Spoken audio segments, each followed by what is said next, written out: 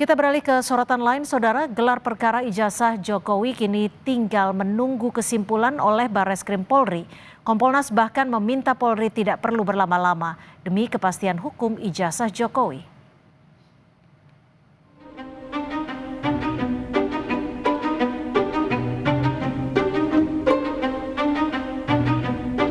Pelaksanaan gelar perkara khusus ijazah Presiden ke-7 Jokowi dinilai Kompolnas dilakukan Barreskrim cukup rinci dan kredibel. Kompolnas bahkan mengakui sejumlah kejanggalan yang diributkan dalam ijazah Jokowi juga mendapat penjelasan yang baik oleh perwakilan dari UGM.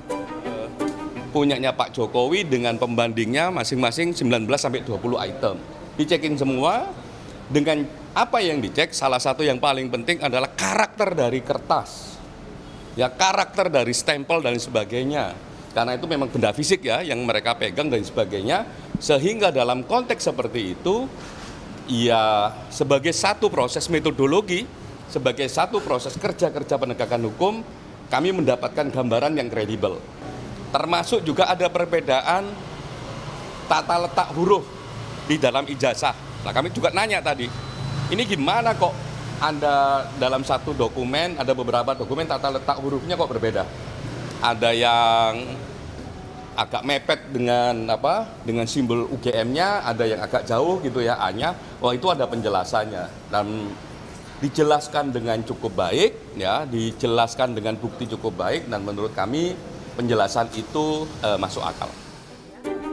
Sebelumnya, penudik ijazah Jokowi Roy Suryo menyebut ijazah Jokowi tidak identik dengan dua ijazah pembanding alumni Fakultas Kehutanan UGM 1985 berdasarkan error level analysis, khususnya dalam penulisan sarjana di kertas ijazah. Ya, inilah yang kemudian nomor 1120 itu tidak match. Saya langsung saja ya, supaya nggak terlalu lama. Tidak match dengan 3 ijazah pembanding lainnya. Nah ini, jadi 3 ijazah pembanding ini transparan, semua ini ada. Dan semua tadi Ini 3 pembandingnya UGM semua? UGM semua, satu angkatan semua. Milik Frono Jiwo, satu angkatan di Kehutanan. Sama, dan ini dikenal oleh Jokowi. Yang namanya Frono Jiwo, Sri Murti Ningsih, sama almarhum Hari Mulyono. Ini lihat betul. Jadi ini A-nya masuk ke dalam, ini A-nya masuk ke dalam 1115, 1117. Nah yang 1120, ya ini bahasa saya tadi, mencotot keluar ya gitu. Jadi dia terlempar. Jadi ini artinya tidak identik. Namun, analisis digital berdasarkan ELA yang dilakukan Roy Suryo dinilai tidak valid. Pasalnya, uji fisik analog sebuah dokumen tak bisa dilakukan secara digital karena hasilnya pasti berbeda.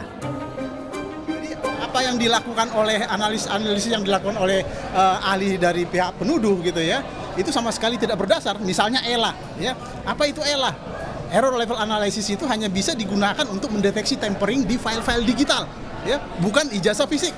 Ya, jadi ketika misalnya ijazah fisik itu difoto, diupload ke internet gitu ya, kemudian dideteksi adanya tempering atau ada perubahan data di sana, itu tidak bisa dengan ELA karena dia tidak mendeteksi perubahan yang ada di dokumen fisiknya. Dia hanya bisa mendeteksi adanya tempering di dokumen-dokumen digitalnya. Kira-kira seperti itu. Kini keputusan untuk melanjutkan perkara ijazah Jokowi berada di tangan Barreskrim.